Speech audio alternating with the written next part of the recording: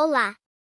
Eu sou a Betina, estou aqui para convidar você a se inscrever aqui no nosso canal, ativar o sininho das notificações e deixar um super like. Deus abençoe você e sua família. Livro Ouse Pedir Mais, capítulo 4. De Laodiceia a uma vida plena. Minha história em direção à Terra Prometida. Quando eu era mais nova, eu invejava o entusiasmo, a paixão e o sucesso espiritual que percebia na vida daqueles que haviam convertido na descrença para o cristianismo. Ao ler a história dessas pessoas, eu me perguntava, por que eu não consigo ficar tão empolgada em relação a Deus e a verdade? No passado, Doug Batchelor era um perdido em seu propósito. Embora tenha crescido com tudo aquilo que o dinheiro pode comprar e experimentando tudo em sua trajetória, foi só quando se refugiou dentro de uma caverna na montanha que descobriu as verdades bíblicas que encheram a sua vida de fogo. David Asterick era um skatista punk e roqueiro que absolutamente não ligava para Deus. Depois de ler O Grande Conflito, sua vida mudou para sempre, pois reconheceu que Deus o havia criado para um propósito distinto. Agora ele dedica toda a sua energia e força para a pregação apaixonada do Evangelho e impactou um número incontável de pessoas para o Senhor. Sherry Peters era viciada em drogas, à beira do desespero, nas ruas do sul da Califórnia. Após descobrir o amor de Deus, saiu das ruas e foi para os estúdios de televisão, onde hoje passa seus dias compartilhando o poder do Evangelho e ajudando outras pessoas a encontrar cura e restauração por meio de seu programa transmitido pelo canal Three Angels Broadcasting Network. Ivo Myers era um cantor de hip hop prestes a ganhar milhões quando Deus o chamou para sair da indústria da música a fim de partilhar o Evangelho. Hoje, ele é um pastor e adorador internacional, usado por Deus para impactar a vida de pessoas do mundo inteiro. É por causa da inspiração dele na iniciativa Operação Chuva Global que hoje temos 10 dias de oração anuais na igreja ao redor do mundo. Que diferença eles já fizeram na vida de tantos? Histórias como essas me inspiram acima de tudo. Coloca em mim o desejo de ser mais fiel ao apontar para o Deus incrível a quem servimos. Em contrastes com esse testemunho aqui mencionado, o meu pode parecer um tanto quanto sem graça. Eu não cresci no palco curtindo rock, morando em uma caverna ou me envolvendo com drogas. Não precisava me preocupar em apaziguar os espíritos de ancestrais mortos, nem sofri com parentes invejosos tentando me envenenar. Em vez de passar os anos da juventude me desviando de tiros ou escapando do que parecia a morte certa, fui criado no adventismo do sétimo dia, morno do ocidente moderno, rica e cheia de bens, achando que nada me faltava, quando na verdade era pobre, cega e nua. Embora minhas raízes adventistas remontem a quase 5 gerações por causa da apatia espiritual que via na igreja quando mais nova, ser adventista do sétimo dia não era algo atraente para mim. É claro, eu acreditava nas doutrinas, guardava o sábado e amava os cultos familiares diários, nos quais papai lia a Bíblia para nós. No entanto, eu não precisava tanto ir à igreja. Mesmo assim, não desisti da igreja, pois algo no fundo do meu coração me dizia que Deus desejava mais para o seu povo e mais para mim. Graças às orações dos meus pais, que se apegaram com firmeza à sua fé, senti o desejo de entregar o coração a Cristo quando jovem. Desde então, compreendi que Deus estava me chamando para trabalhar para Ele. Mas foi somente quando entrei no ensino médio, morando longe da casa de um pequeno colega chamado Oklahoma Academy, que me empolguei verdadeiramente com o fato de ser cristã adventista do sétimo dia. Foi naquela época que a oração se tornou muito mais real e pessoal para mim, e foi ali que comecei a desenvolver um alicerce sólido para a minha fé. Em resultado do desejo crescente de servir ao Senhor, ao longo do ensino médio da faculdade, eu me envolvi com tudo e qualquer coisa que achasse que levaria crescimento à minha vida e à minha caminhada cristã. Eu era ativa em grupos de jovens, voluntariava-me para trabalhar em diversos ministérios, envolvi-me na liderança de programas, memorização de escrituras, escrevi artigos e me apaixonei pelo serviço missionário.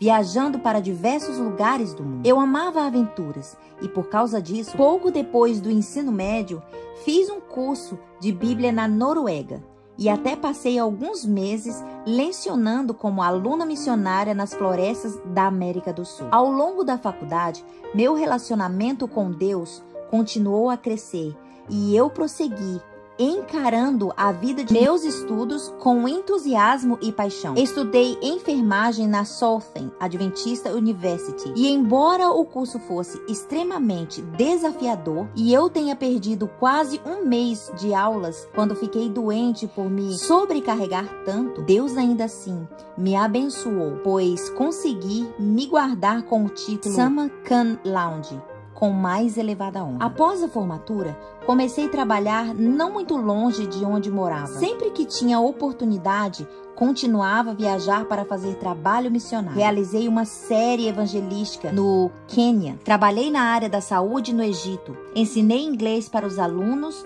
do ensino fundamental na Coreia do Sul. E a lista não termina. Embora eu fosse sincera em minha busca para servir o Senhor, aos poucos, por meio de uma série de circunstâncias difíceis que realmente provaram minha fé, Deus começou a abrir os meus olhos para a necessidade de uma experiência muito mais profunda com Ele. Em janeiro de 2007, fui providencialmente conduzida a participar de um pequeno retiro de discipulado com cerca de 15 outros jovens. O foco era conhecer Cristo por meio de sua palavra. E tivemos um fim de semana poderoso. Além de estudar a Bíblia o dia inteiro, passávamos a noite orando.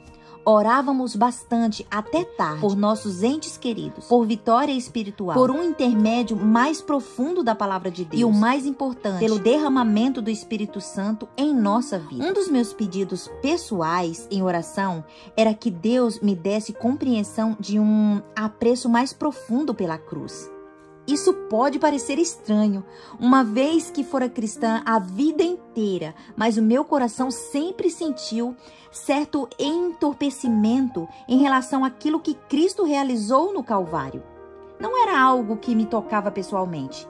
À medida que o estudo da Bíblia e as orações intensas continuaram durante aquele fim de semana, a minha fé foi crescendo e comecei a me apaixonar pelo Salvador como nunca antes. Depois que voltei para casa, continuei a mergulhar na palavra de Deus e a passar cada vez mais tempo em oração fervorosa. Foi a partir de então que realmente comecei a ousar pedir a Deus por mais na esfera espiritual. Mesmo assim, foi somente no ano seguinte que o Senhor realmente começou a sua obra. Primeiro percebi-me mostrar o quanto eu necessitava desesperadamente dele. A descoberta do poder do Evangelho. Após meus planos de fazer uma viagem missionária ao Peru falharem, meu amigo Paul, estudante de odontologia da Universidade de Loma Linda, perguntou se eu teria interesse de acompanhá-la à equipe de saúde de instituição em uma viagem missionária para Bangladesh. Pois os voluntários partiram em 2 semanas, mas necessitava de mais enfermeiros e eu era enfermeira. Sempre animada para as aventuras, aceitei toda empolgada. 2 semanas depois, estava com os colegas de equipe em uma van superlotada, balançando pelas ruas quentes e poeirentas de Dhaka, a capital de Bangladesh, um país com mais de 170 milhões de habitantes, sobre a qual eu sabia muito pouco. Embora eu já tivesse viajado por diversos países do terceiro mundo, o sofrimento que testemunhei naquela viagem abalou o meu íntimo ser. Naquele primeiro dia, enquanto olhava nos olhos sem esperança das massas e via o desespero de toda parte, o meu coração ansiava por fazer algo. Mas o quê? Mesmo depois de meus amigos e eu abrirmos mãos de algumas refeições para partilhar mais alimento com os famintos, o custo de uma refeição norte-americana dava para alimentar 30 pessoas nas ruas. Reconhecemos a realidade de que ainda era como se não tivéssemos feito nada. O que 1 ou 2 pessoas poderiam fazer para ajudar toda uma cidade de um país inteiro, presos à pobreza, à fome e ao desespero? Na manhã seguinte, enquanto fazia a minha devoção pessoal, Deus falou ao meu coração. E pela primeira vez, eu realmente enxerguei minha necessidade desesperada da cruz. Veja bem, eu sempre fui uma boa menina. Cresci em um lar adventista conservador e não fazia coisas ruins que as pessoas do mundo fazem. Nunca bebi, fumei ou usei drogas. É claro que eu cometia erros e tinha uns pequenos pecados com os quais lutava constantemente, mas nada como pecados da maioria das pessoas. Pelo menos era o que eu pensava na época. De repente, porém, Deus me mostrou a verdadeira condição do meu coração. Eu tinha muito orgulho das minhas realizações, de minha aparente bondade. Senti-me melhor do que outros, porque os meus pecados não pareciam tão ruins. Além disso, a minha família é adventista do sétimo dia há gerações. Minha tataravó foi amiga de Ellen White. Além disso, com frequência eu me parabenizava por minhas habilidades e pelo fato de ser uma líder espiritual conquistada tanto por jovens quanto por mais velhos. Eu havia dedicado a minha vida aos servos para Deus e era sincero no que fazia. Mas de repente, reconheci que a boa parte de meu trabalho missionário em terras estrangeiras fora movido mais pelo desejo egoísta de alimentar minha sede por aventura do que pelo próprio Senhor. Eu tinha compaixão humana, mas não compaixão divina. Em vez de realmente me importar com a salvação dos perdidos, eu me importava com as fotos que levava para casa a fim de mostrar para os meus amigos. É claro, havia um movimento em que sentia a minha condição desprovida de esperança. Havia ocasiões em que os meus pecados me sobrecarregavam e eu me prostrava em prantos, desesperada aos pés de Jesus, indagando se ele poderia me salvar. Nessas situações, eu me entregava e a paz de Cristo enchia meu ser. Mas o significado pessoal da cruz sempre parecia vago e distante. Vez por vez, sem me dar conta, eu me afastava e voltava para a segurança da justiça própria e das boas obras até cair de novo. Por causa disso, a minha jornada espiritual sempre foi cheia de altos e baixos. A inspiração nos diz: o pensamento de que a justiça de Cristo nos imputa, não por algum mérito de nossa parte, mas como o dom gratuito de Deus, é um precioso pensamento. O inimigo de Deus e do homem não quer que essa verdade seja claramente apresentada, pois sabe que se o povo aceitar plenamente, está despedaçado o seu poder. Ele pode dominar a mente de maneira que a dúvida e a incredulidade e as trevas constituem experiência do que professam ser filho de Deus. Ele os pode vencer com a tentação. Finalmente, naquela manhã em Bangladesh, eu reconheci a realidade de que nunca haveria uma forma de eu me tornar aceitável para Deus por conta própria. Percebi que tentar mudar meu coração por meio de esforços pessoais era tão impossível quanto alimentar e alcançar os milhões sem esperança na cidade de Dhaka. Sim, eu poderia tentar ajudar algumas pessoas, assim como poderia tentar mudar algumas coisas em meu coração e viver de forma santa. Mas não importava quanto esforço eu fizesse, sempre faltaria algo, pois a realidade é que eu era pecadora necessitando do Salvador. Mas todos nós somos como imundo e todas as nossas justiças como trapo de imundícia. Todos nós murchamos como folha e as nossas iniquidades como um vento nos arrebatam. Isaías 46, 6. Graças a Deus, assim que Ele abre nossos olhos para a verdadeira condição de nosso coração, oferece-nos a esperança. Vinde, pois, arrazoemos, diz o Senhor. Ainda que vossos pecados sejam como a escarlata, eles se tornarão brancos como a neve. Ainda que sejam vermelhos como o carmesim, se tornarão como a lã. Isaías 1:18. Assentada com a minha Bíblia refletindo sobre as passagens, ouvindo o som de buzinas, galinha a cacarejar e bebê chorando que vinha de uma rua abaixo, todo o barulho desapareceu enquanto eu contemplava o amor do Salvador por mim como nunca antes. Lágrimas começaram a escorrer pelo meu rosto, à medida que o significado daquilo que Cristo realizou pessoalmente por mim no Calvário se internalizou na minha mente. Quando reconheci aquilo que Ele fez por mim no Calvário, uma obra que somente Deus sobrenatural seria capaz de fazer, e como eu era desesperadamente perdida e imunda sem o seu manto de justiça, um dom que eu nunca seria capaz de merecer, meu coração se aquebrantou com uma gratidão de um amor que não conseguiria expressar. Chorei, chorei naquela manhã, enquanto dizia repetidas vezes a Deus, por entre soluços e lágrimas: obrigada, obrigada, obrigada por descer para salvar até mesmo a mim. Enquanto eu chorava, uma estranha, mas maravilhosa alegria e uma paz como nunca havia sentido antes inundaram a minha alma. Foi somente a partir daquele dia que o poder e a beleza do Evangelho me tocam de maneira tão dramática que me transformaram para sempre. Ellen White escreveu em O Desejado de Todas as Nações, um dos meus livros preferidos: o coração orgulhoso esforça-se por alcançar a salvação, mas tanto o nosso título no céu como nossa idoneidade para ele encontra-se na justiça de Cristo.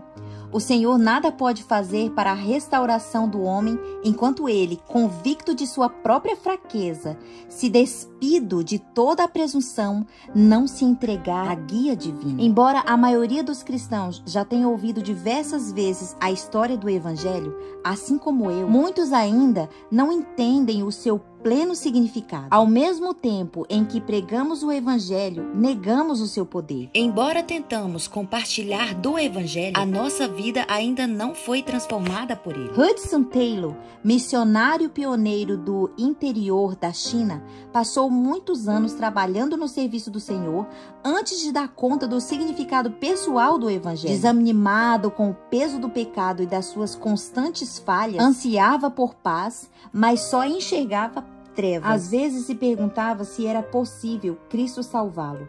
Certo dia, a verdade do Evangelho fez sentido para ele. Compreendeu a plenitude do que Cristo veio trazer para a sua vida. Em uma carta à irmã, relatou sua experiência e despertamento e as consequências que ela trouxe sobre sua vida. Mas como fortalecer a fé? Não correndo atrás da fé, mas descansando naquele que é fiel.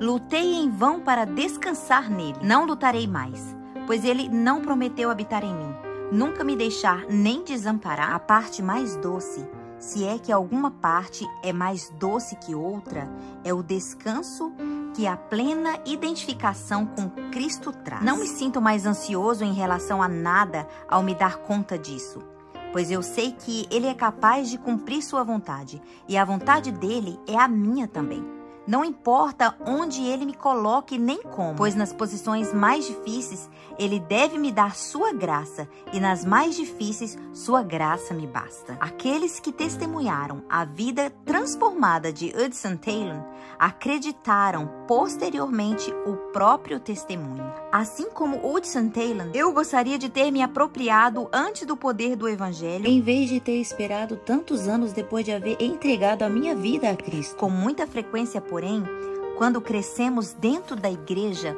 com o tesouro bem à nossa frente, não reconhecemos o que Deus realmente fez por nós, do que nos salvou e no que Ele pode nos transformar. Rumo à terra prometida. Faz poucos anos desde que comecei essa jornada extraordinária, e é claro, cada dia é um processo de crescimento. Ainda tenho minhas lutas, como todas as pessoas.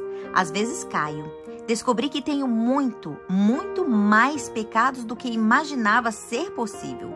Mas também descobri que Deus pode dar vitória em seu continuar me apegando a Ele. Andar com o Senhor todos os dias e vivenciar a alegria de um relacionamento pessoal com Ele tornou-se o meu maior privilégio. Além de ser meu Salvador e Rei, confidente, amigo, Ele passou a ser o meu verdadeiro amor celestial. É provável que hoje eu esteja mais ocupada do que nunca servindo ao Senhor. Entretanto, as coisas mudaram. As minhas prioridades são diferentes. Reconheço que Deus só me concedeu poucos anos a fim de trabalhar para Ele. Em vez de estar numa corrida para conhecer o mundo, na busca por ver pessoas trazidas para o reino, seja a minha pátria ou no exterior, meu desejo é ver vidas transformadas para a eternidade. Em vez de ir à igreja para ver o que posso ganhar com essa experiência, vou para ser uma bênção e dar algo. Em vez de depender de minhas emoções instáveis, como fazia anos atrás,